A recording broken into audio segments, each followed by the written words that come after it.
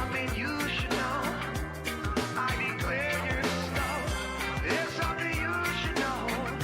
I declare you're slow. It's something you should know. I declare you're so stoked.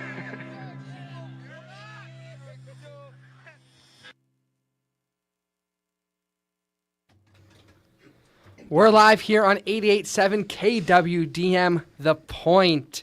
We're back to running our show schedule. So every day this week, Monday through Friday, we will be back to having a daily show. This show, Before the Buzzer, let's get into the intro. It's back better than ever. Before the Buzzer, I'm Ian Nelson alongside Cole Sunderman and Johnny Reynolds. You might remember from last year where it was me, Noah, and Britton, with Johnny making some appearances. This year, after those two graduated, just between me, Cole, and Johnny, it's a great one. And then throughout the week, we will have more shows. But let's get started into it. It's going to be a great one. We are supposed to have this one at 7:50, which that will be happening throughout the weeks. But due to some difficulties, we were unable to do that. So we're starting it here today at 12:35. But as the weeks go on, it will start at 7:50. It's going to be a great show today. We got a NFL divisional matchup recap, and then a recap and preview of the college men's hoops of the Iowa teams. And then as we get into it, we'll get some more college hoops action. Boys, let's start it up. Yeah, so we had a great NFL championship weekend. You know, it started off early with the Patriots and the Broncos. A lot of talk about that game. You know, a questionable Bo Nix injury, which was ankle injury the week before. Jared Stidham got the start. He was 1-3 as a starter. They started off well, went up 7-0, but with the snow coming down in the second half, the Patriots were able to defeat the Broncos 10-7. Yeah, and it didn't even feel like Stidham played that bad at the start. It was just when that snow started coming down, that's when it really started to fall apart for the Broncos. And there was a 4th and 1 down in Patriots territory. Before the snow had started to come down, it was 7-0. The Broncos were starting out well, and they decided to go for it instead of kicking the field goal, knowing the forecast of everything that was coming. So I really think that in the moment, you could go either way. Going 4th and 1, like, I completely understand. But, you know, what do you guys think? Like, I think I like going for it in that situation. Like, I would go for that in any other time. You just don't finish it. And it looks bad in hindsight. But, yeah, what do you guys think? Like, I think in the circumstances of the game, you know, it seems like you should go for it. However, with a struggling quarterback in those conditions, a field goal could have been made there and could have changed the whole proximity of the game. So I say you kick it there, just with Jarrett Stidham as the guy. But at the end of the day, it was a defensive battle. The weather changes the whole proximity of the game. yeah, and he got off to a good start in the good weather, so. Yeah, and I think we don't want to, hark on Stidham too much. He had a good game with everything going. He led the game in passing yards. And like you said, it was a heavy defensive battle. Drake May held to under 100 yards, 86 total passing, and just under 150 total yards with about 65 rushing. Stidham had 133. He had a passing touchdown, and it was the only touchdown for the Broncos. That lone interception does take it a little bit, and he also fumbled it once. But yeah, like you said, a game of a bunch of turnovers on both sides. It was not the prettiest whatsoever, but it keeps the Patriots just in this one, and now they're on to the Super Bowl. 6-year deficit since the last time they were in it. That was back in Tom Brady years. And now Drake May trying to cement himself as a New England superstar back into it. Yeah, before we talk about the NFC game, I'm so excited to see this matchup again. 2015, the Patriots and the Seahawks face it off, an interception on the goal line. How insane that was. You got to run the ball. Run Yes. it with Marshawn Lynch. Superstar. Sweetness right there. No run is one of the greatest what-ifs in NFL history. 13 days. We're counting down. 13 days. We are counting it down. Now moving on. It's the NFC side of it. It's Seahawks defeats the Rams 31-27. Sam Darnold, the Minnesota Viking former who led the Vikings after questions of whether or not how good they would be last year, led them to the playoffs. And in a similar fashion, he took the Seahawks. Nobody knew how good the Seahawks were going to be. And then right out the gates, the Hawks were starting to win games big time and ending up fending off the Niners and fending off the Rams themselves to win the division, get the 1 seed. And then what do they have to do? They have to fight against both of their divisional people, both the Niners and the Rams, and they do it in good fashion. And this one, just kind of like the Patriots, the cold has been hitting the entire country. This was not a great setting being in Washington. It was cold. The weather for both games wasn't the best, and it was a hard-hitting defensive battle on each side, and mainly on the side of the Seahawks, forcing 4 fumbles.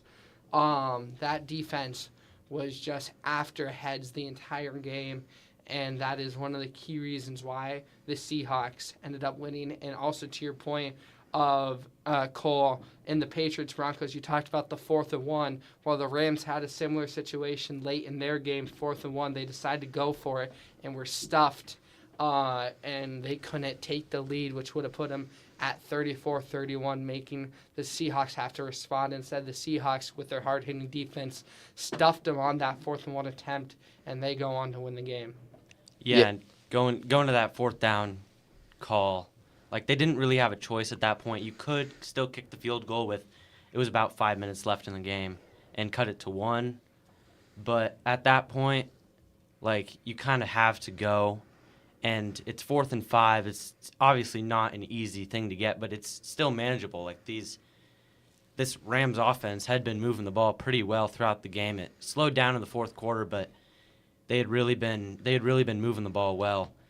And even though they didn't get it, they still pinned Seattle deep, and credit to them, credit to Seattle. They just made the plays when it mattered, and that's what sent them to the Super Bowl. Yeah, credits to the Rams, though. Just the run that they've had in the playoffs as a 5 seed. Had to go on the road to Charlotte against the Panthers.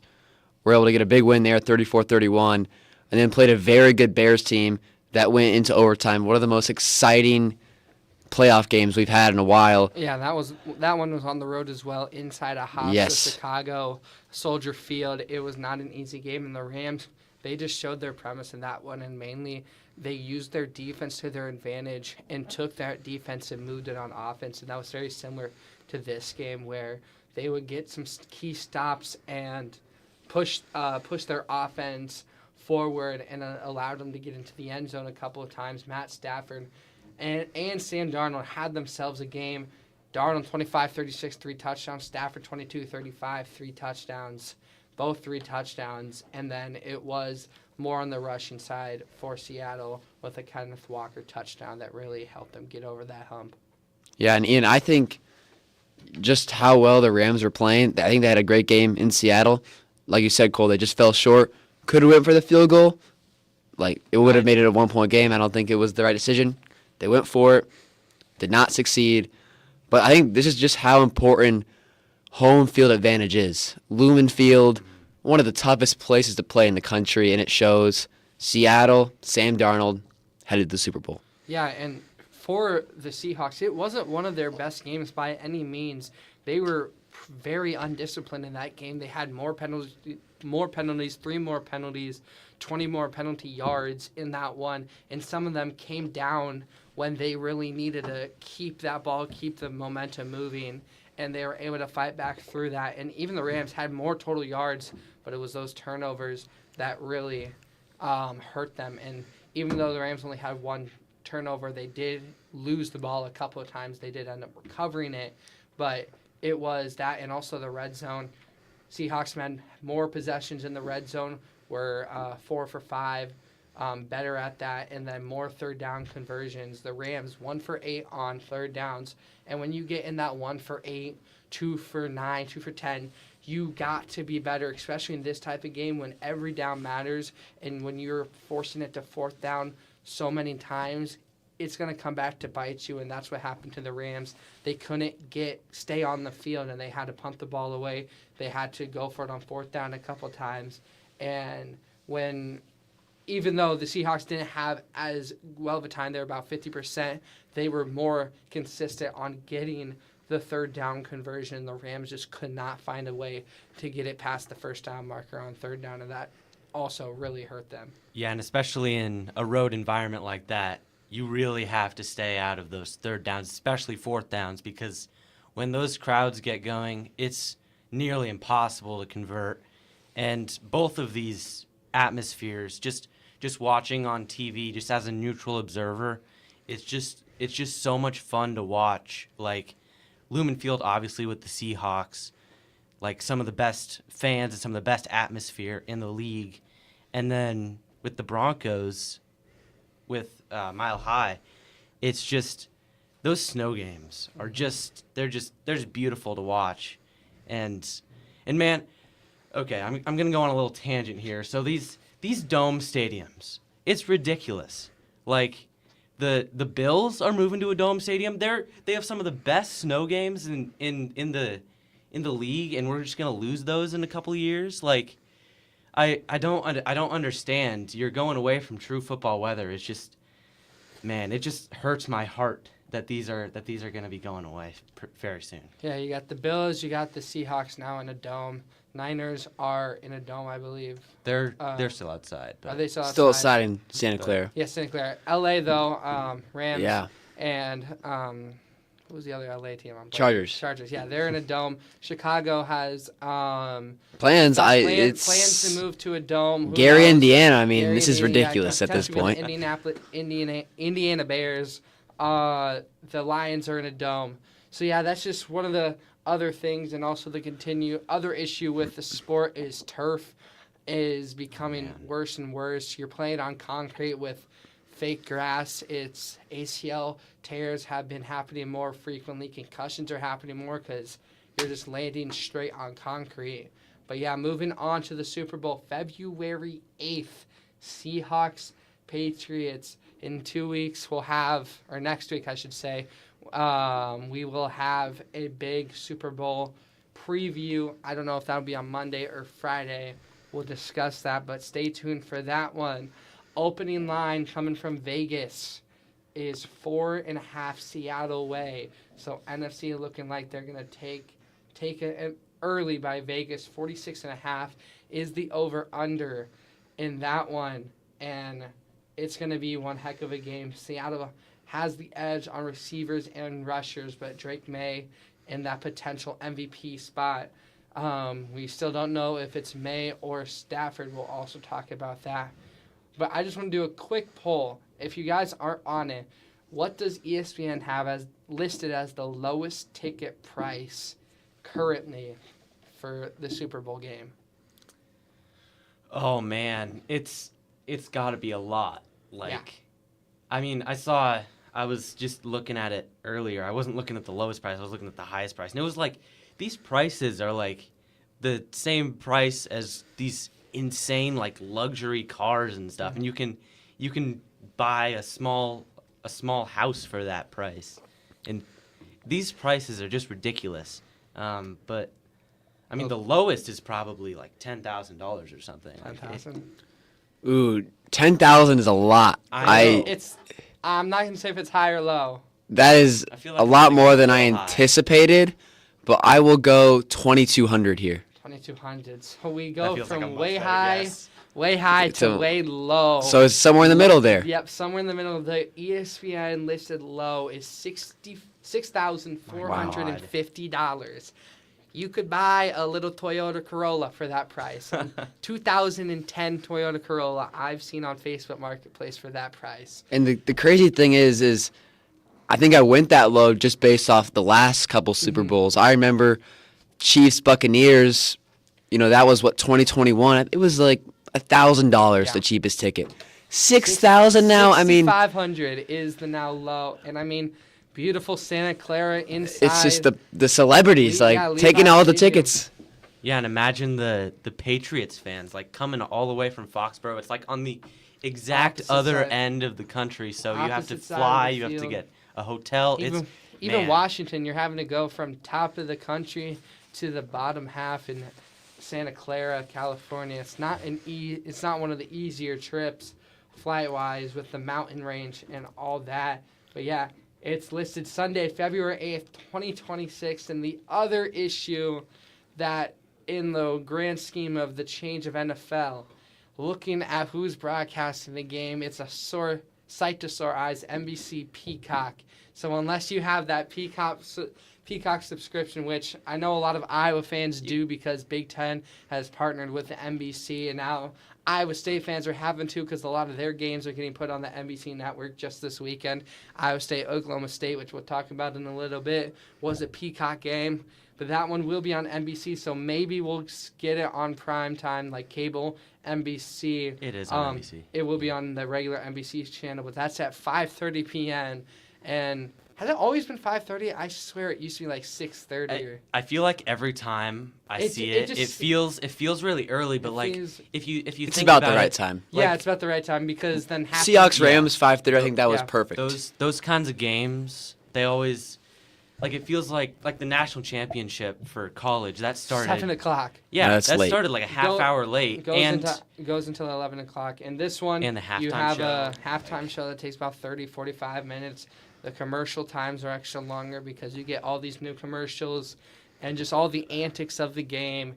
It's going to be a sight to see. Both teams, they've had a little bit of a Super Bowl hiatus. Seahawks a little bit longer than the Patriots, but the Patriots just a couple years ago, bottom of the NFL, getting a top 5 pick. Drake May now Drake May and Mac Jones, but Drake May starting to show his prize, and really you got the battle of the rookie versus the battle of the old head, Sam Darnold, Drake May. That's going to be something to talk about, which we will get to in a couple weeks. But now we're moving it on to some men's basketball, college men's basketball, MBB. We're going to start with the Iowa teams. We can start either bottom to top. Doesn't matter to me. Hey, let's go start with the UNI Panthers. Yeah.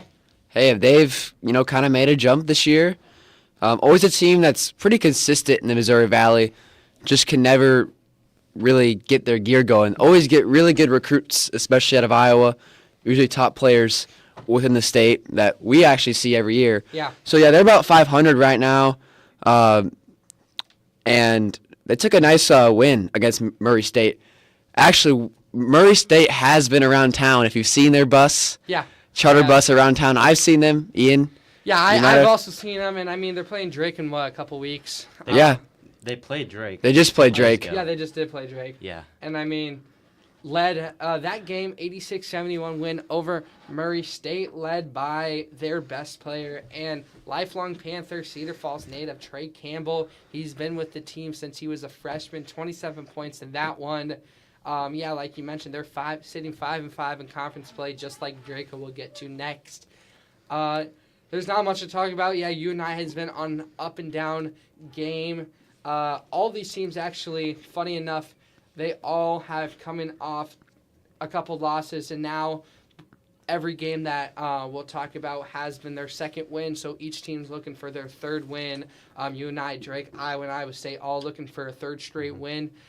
Just like in the EA college football game, make it 3, that's a win streak. That's what each team's looking to start. The Panthers look to get above 500 on the road against the struggling Salukis. It's the Southern Illinois Salukis on Wednesday who come in 8-12 record.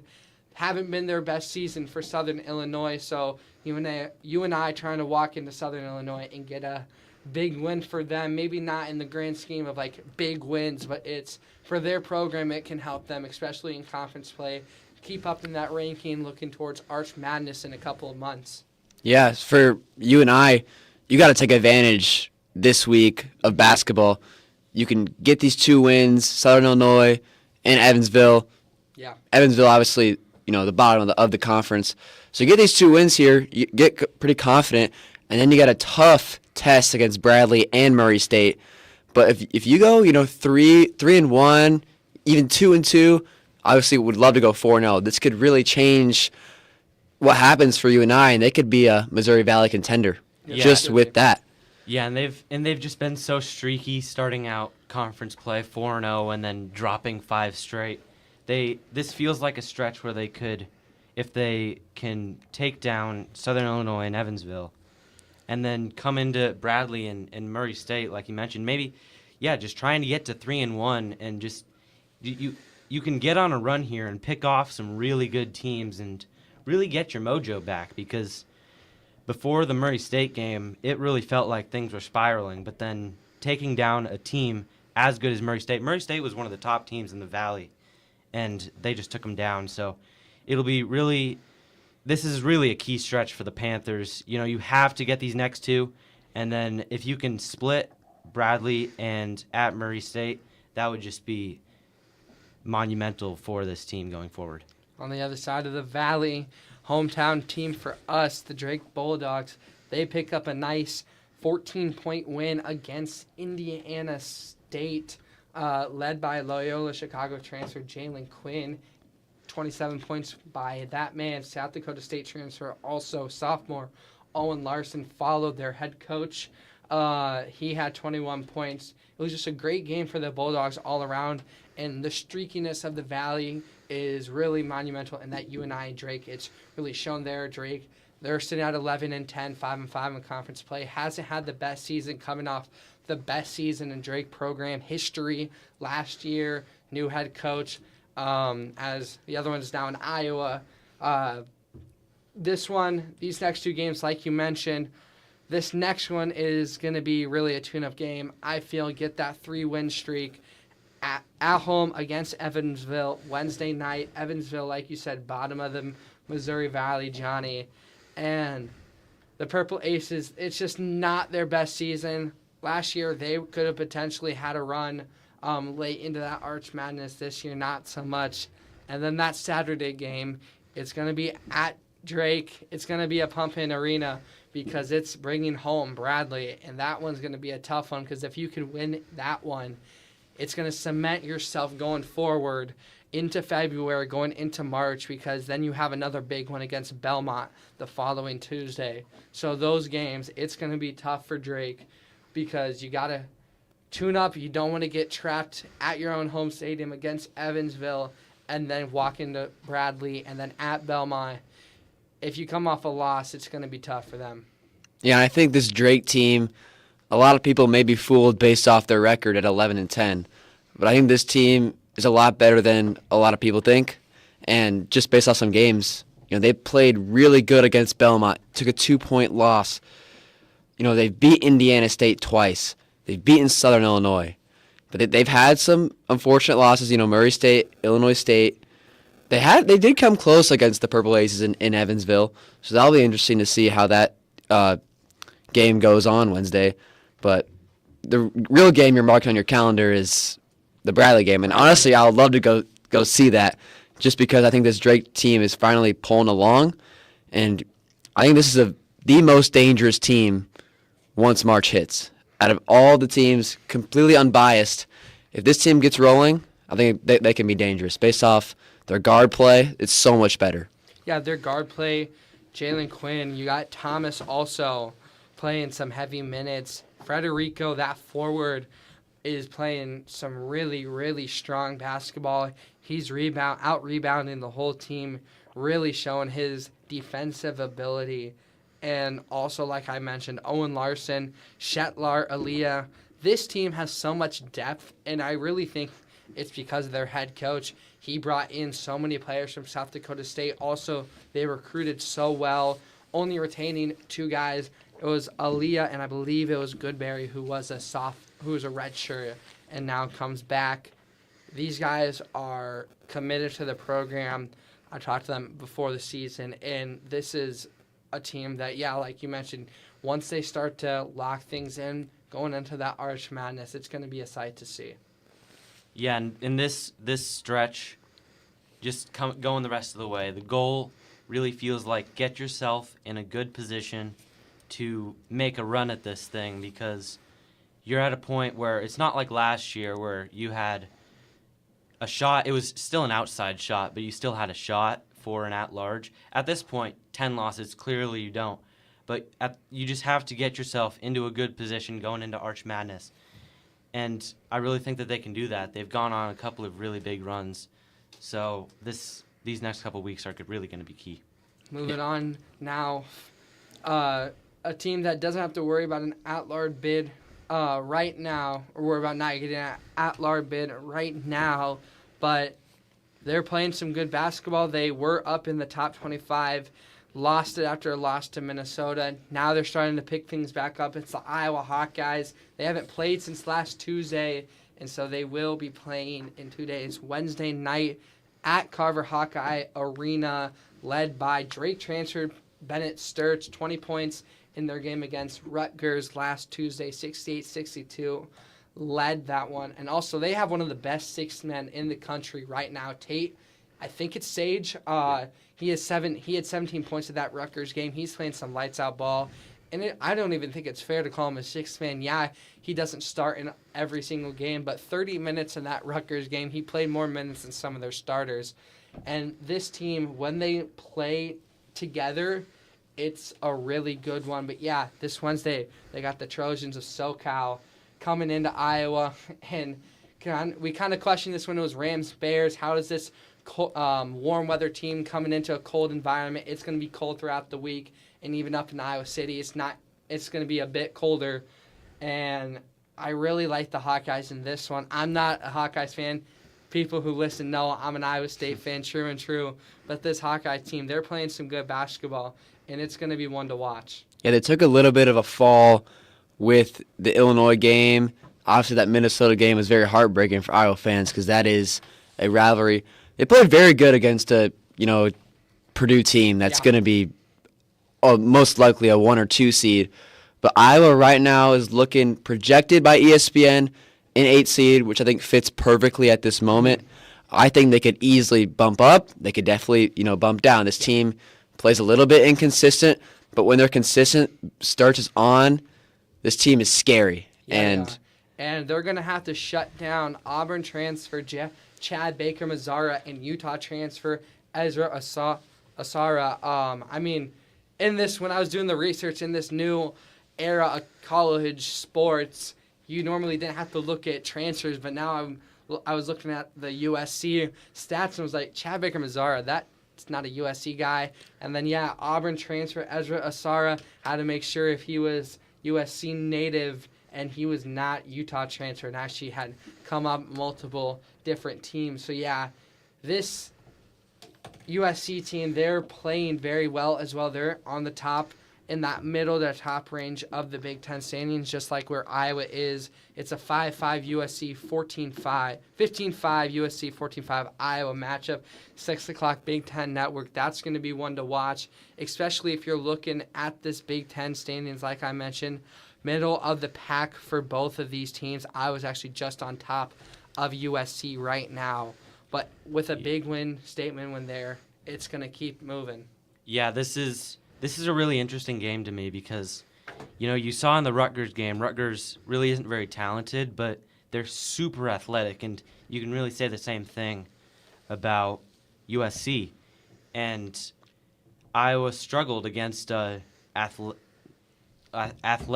but not quite as talented team in Rutgers, and I see kind of the same thing in USC. They're kind of a rich man's Rutgers because they're super athletic, but and they're also more talented. They've been kind of off and on. It's been kind of hard to know what to make of them, but whether to know if they're good or not, because they've picked off some really good teams, but they've also lost games that they shouldn't.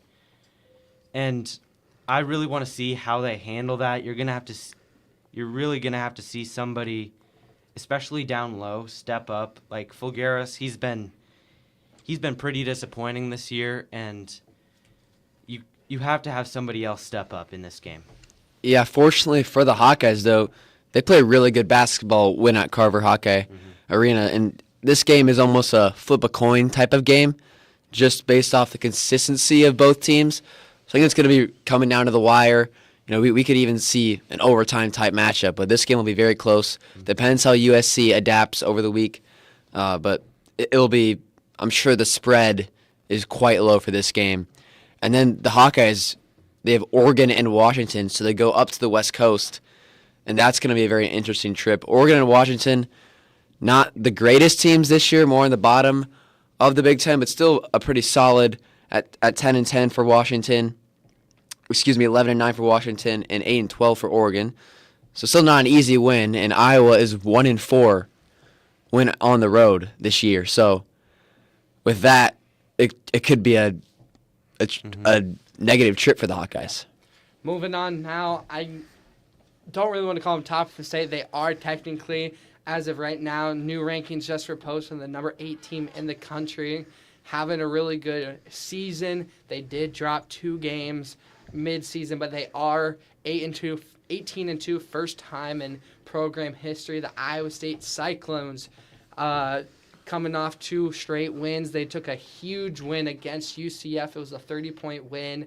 And then this weekend on Saturday, inside Oklahoma State Stadium or Arena, they took a 30-point lead at halftime before falling a little short. I mean, nothing to worry about because Oklahoma State, you don't expect them to want to keep a 30-point lead. And Iowa State, they're, of course, going to get a little bit tired. It drops down to only a 13-point win, 84-71, but that's still a huge win. Oklahoma State, they're not a bad team at all. They're one of the better teams in the Big 12, coming in with a good ranking, falling a little short in conference play, now at 2-5.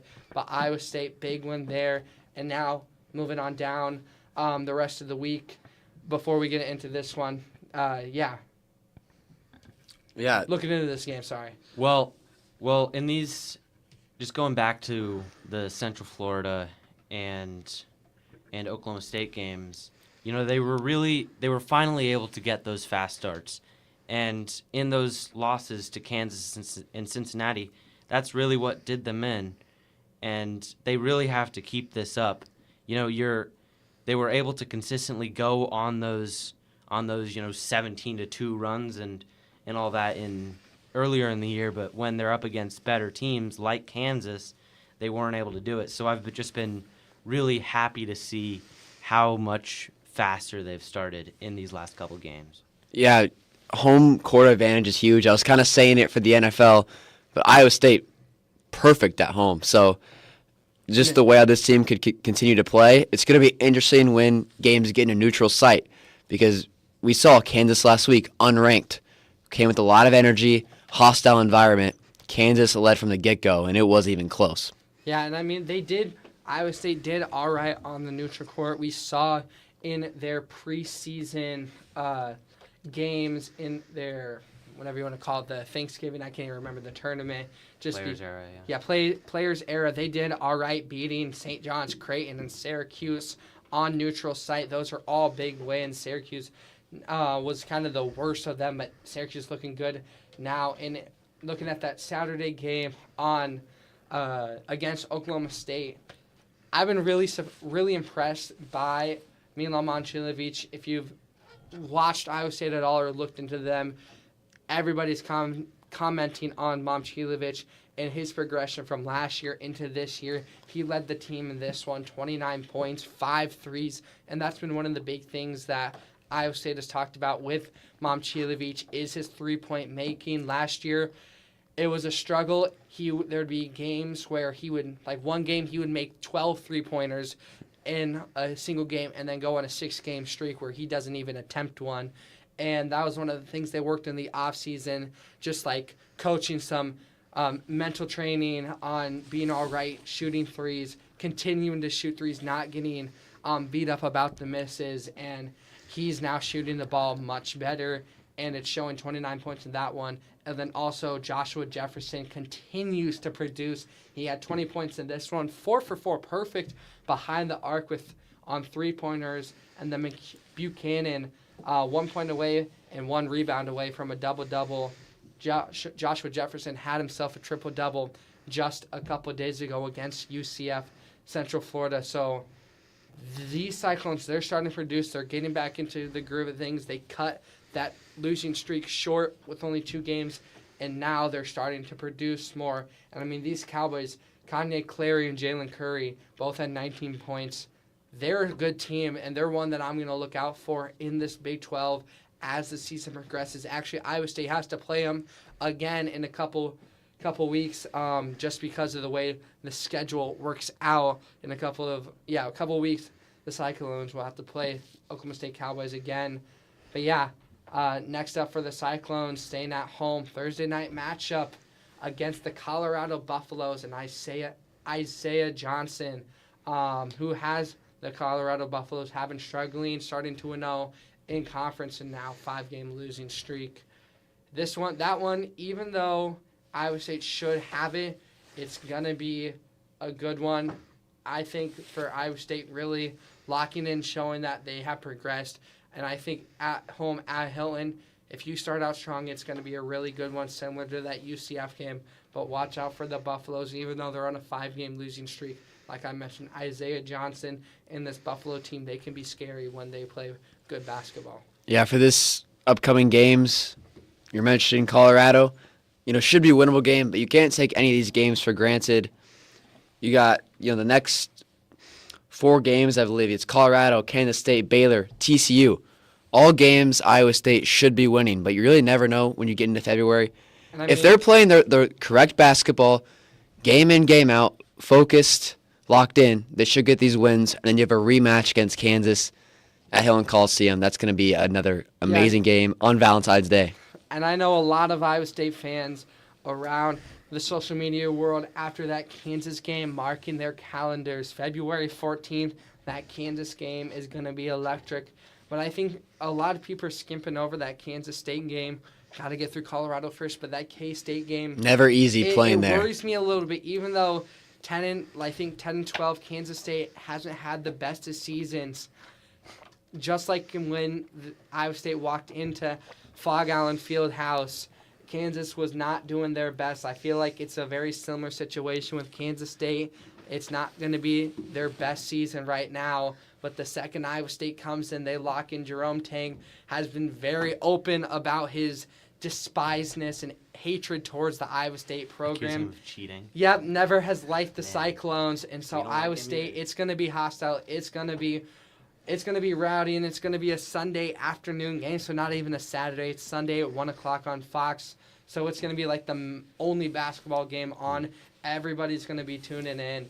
Everybody's going to be there inside Kansas State. It's going to be a good matchup, and it scares me a little bit. I think, though, like you mentioned, Johnny, if they play perfect basketball, not perfect, but if they together basketball, it's going to be one that they can get through. Baylor also having not their best of years, and coming into Hilton the next Saturday, that's going to be one Iowa State, if they can play well.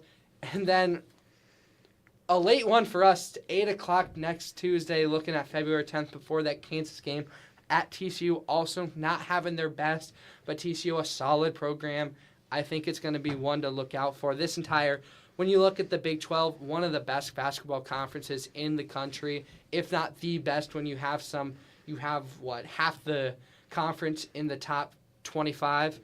It's a really good thing. And then after that TCU game, doom and despair. You got 14 Kansas at home, 10 Houston at Hilton. Then you go on the road at BYU. Then stay in Houston like that Arizona State last year, which they'll have to do again, at BYU, at Utah. And then you do get a nice one at home against Texas Tech.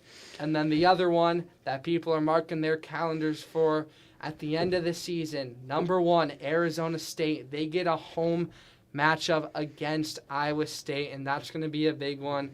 Iowa State trying to avenge themselves off of the overtime half-court shot shenanigans last year. Arizona, number 1, and a lot of people thought could be at number 1, number 2. Most likely won't happen unless somehow Iowa State gets through all of those ranked teams. But it's going to be probably a top 10, top 15 matchup for sure. And then, end the season against Arizona State at home.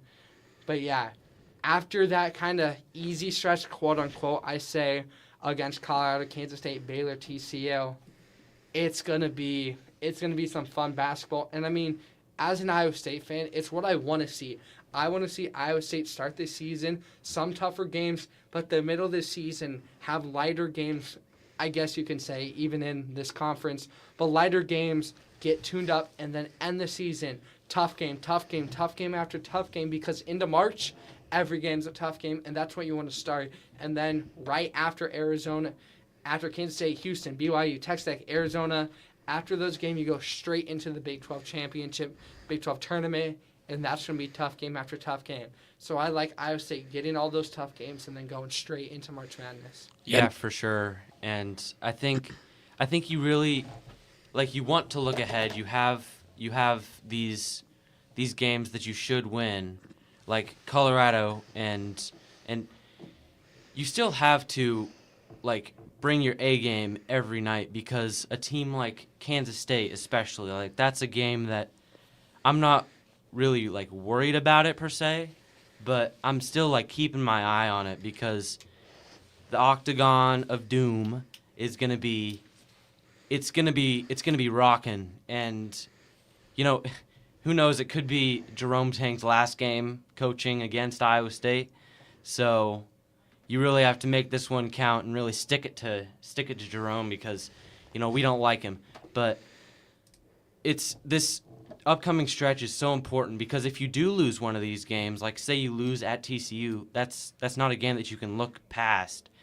You know, if you lose to TCU, that could start a slide with how great this next upcoming schedule is. But if you can take care of business in these next couple games, like, and if, like, guys like Milan can stay hot, it should be a great way to end the year. Yeah, that's what we have for our 4 teams in Iowa. Now let's move on. I want each person give their looking into this week. There's a couple of really good games. What's your game to look out for in this week's stretch? I would say stay away Monday, Tuesday, Wednesday, Thursday. Stay away from Friday, as we'll talk about those games on our Friday show. But what is one game throughout this week that you guys are most excited for? I think for me, it all starts tonight, Big Monday. It's the first Big Monday of the year. I'm so excited. And it's Arizona at BYU. This is one of the hardest games that Arizona's played all conference play. They really haven't had that hard of a schedule. And now they're going to BYU in one of the hardest places to play in the Big 12, maybe even the country. And, you know, if Debansa gets hot and goes off for another, 40 burger like he did the other night, anything can happen. And I really do think that BYU could win this game, and I might even go as far as saying I think they'll win this game. I really do. It's just this atmosphere. It's gonna be so much for Arizona, and they really haven't had those games that have really gotten them really that ready for it, other than really early in the year, like their game at UConn, which they won. That's really the only game that's comparable to this one.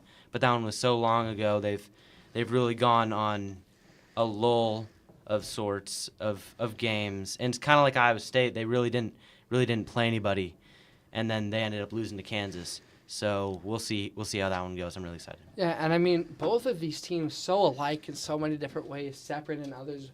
But yeah, Arizona at BYU is going to be a good one. You mentioned Debansa. He is one of the best players in the country right now. And then both teams very strong rebounders. You got Toby Awaka for Arizona. You got Kita for BYU. Pete for Arizona, their top scorer. Both of these teams, lights out shooters, lights out scorers.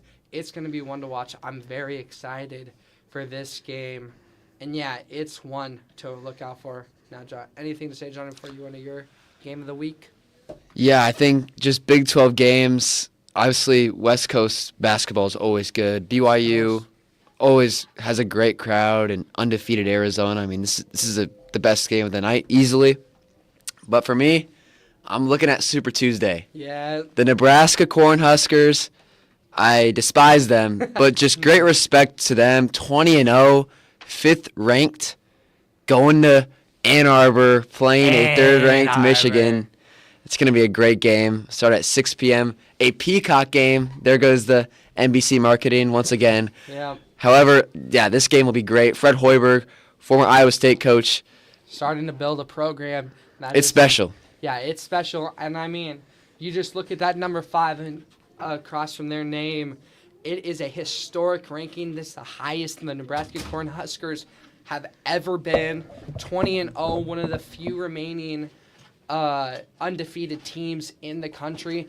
Arizona looks to keep theirs tonight against BYU. Nebraska looks to keep theirs against Michigan. 3-5 very well could be flipped, even though Michigan has had some better wins. This is one to look out for. I'm really excited for both of these games. Big Monday, Super Tuesday. It's electric. And I mean, you look at the players in this one. Price Sanford having himself a season, averaging 17-plus points per game. So effective, just about 50% field goal. So pretty much every other shot he's putting it up. Again, both of these teams very strong rebounders. You have Lendenborg from Michigan, who is also himself having a season. I don't think you could pay me $20 to say Nebraska's best rebounder last name correctly.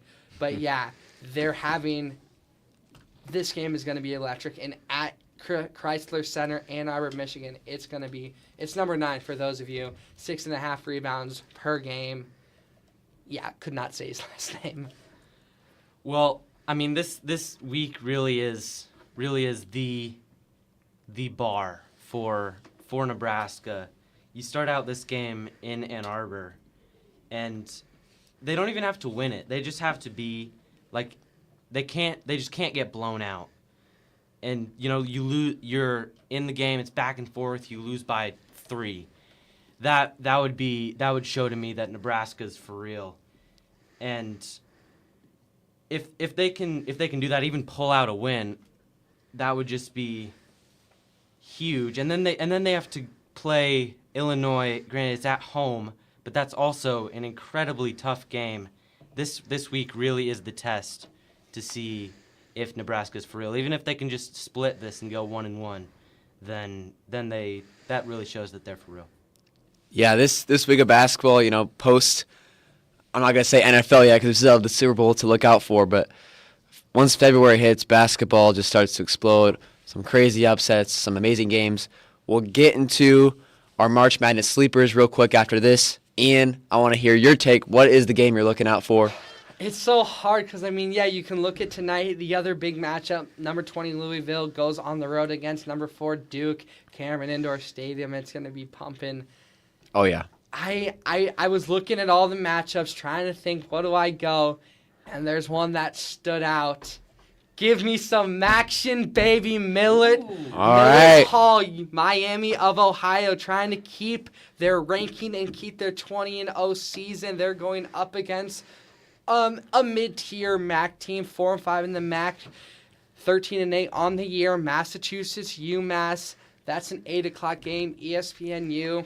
So all my stuff, all my extracurriculars is going to be done by the time halftime hits. I will most likely be tuning into that one. But yeah, Miami of Ohio having themselves a historic game. And I think this is where you see teams start to fall when they hit their ranking, when all the lights start to shine bright on them, when they're starting to get some public talks about them. And I really want to see the Red Hawks fight against that and show that they can play good, fundamental, strong, noteworthy basketball. You got Byers, Elmer, I'm not even going to attempt his name, Skajak, I think, Skalajic. You know I'm bad at names, everybody. These guys are playing some great basketball. It is really exciting to see, but UMass, despite their ranking, has some dogs on their team. And I am looking at number 3, Leonardo Bettoli. I think that's how you say it. Bettel, whatever you want to call it. He's having a good year. 17 points per game, and it's really his field goal percentage. 61% field goal percentage, 25th best in the country, and that's out of a mid-major player out of Bettol. this is a good one. Despite Massachusetts' record, I think they're playing better than what their record says. And the Miami of Ohio, 20-0. I really like this matchup. Yeah, They've just Miami, Ohio has just really become must-see TV. You have to track everything that they're doing because they're playing so well.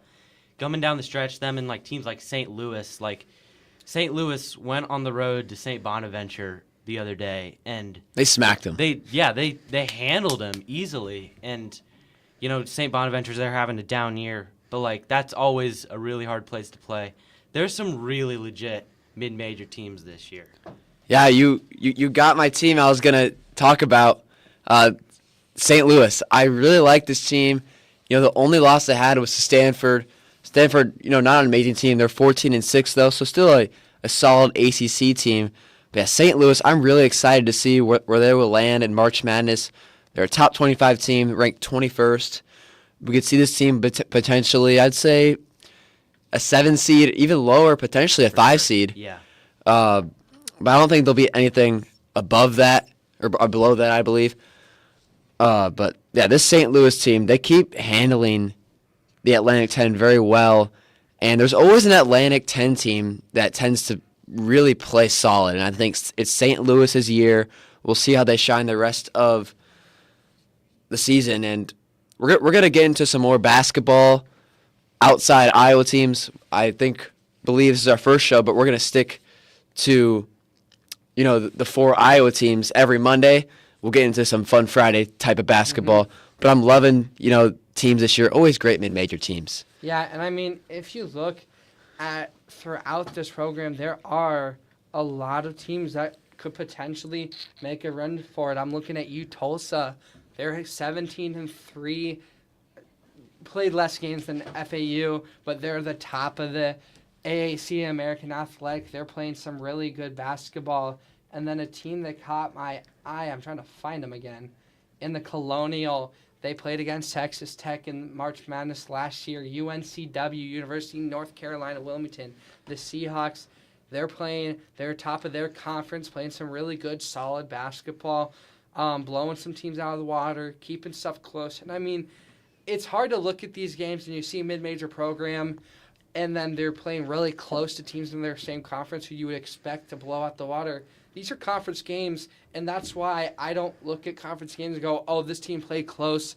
It's not the same as, like, Iowa State blowing out Colorado. It's just each team's going to have different competitiveness against conference opponents. And so, yeah, I really look at that UNCW. There's a lot of teams. Tulsa, UNCW, Lipscomb's also having a really good year. SLU's having a good year.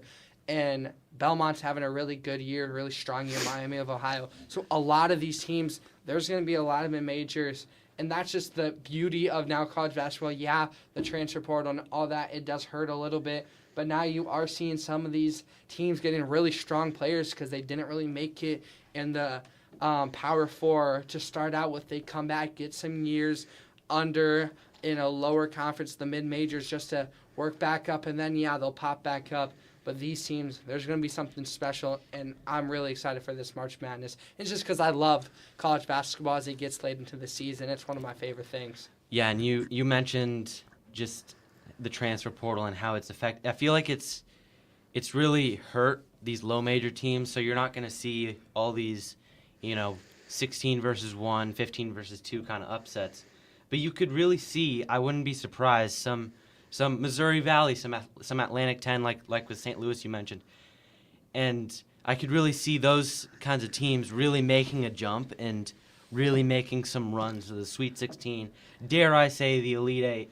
And that's really been the fun part about the transfer portal. If you can get a team that everyone just kind of molds together perfectly, you could have a magical season, kind of like what teams like Miami of Ohio are doing. How about this Gonzaga team, guys? 6th in the AP Top 25.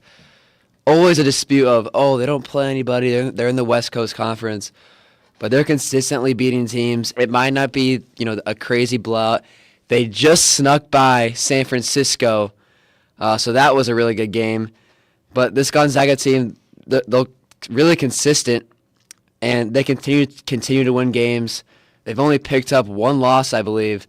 So I think that's always interesting, seeing a team like this, where they will be ranked when it comes to March Madness standings, because it's always like, they haven't played this team. Are they deserved to be above a 3 seed or a 2 seed? Yeah. And I mean, Gonzaga, they're a team that's always up there by the end of the season. And I mean, also San Francisco, even though they're maybe not ever in March Madness or never in the top talks, they're a really good team. They've always been trouble, along with St. Mary's, for that Gonzaga team. Other couple teams out of the Southland, SFA, Stephen F. Austin.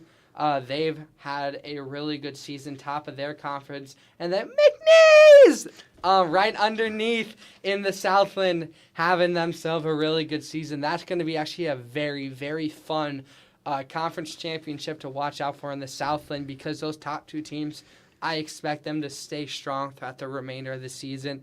That's going to be one to watch. I don't know if the loser will get an at-large. I doubt it. So both of those teams playing their life on the line near the end. We got any last things before we sign off on our very first Before the Buzzer? Yeah, it's going to be, a great spring semester. We'll be here every Monday and Friday, and I hope you all keep tuning in.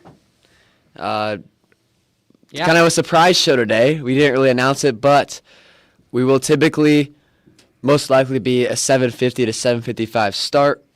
It'll last till about 8:15 a.m. in the mornings, and then on Fridays, I think our show will start about 12:10, which will be fourth quarter Friday. It's always a special. We always preview all the weekend games, so we're really excited for that. And with that, thank you so much for tuning in. I'm Johnny Reynolds, Cole Sunderman, and Ian Nelson saying so long.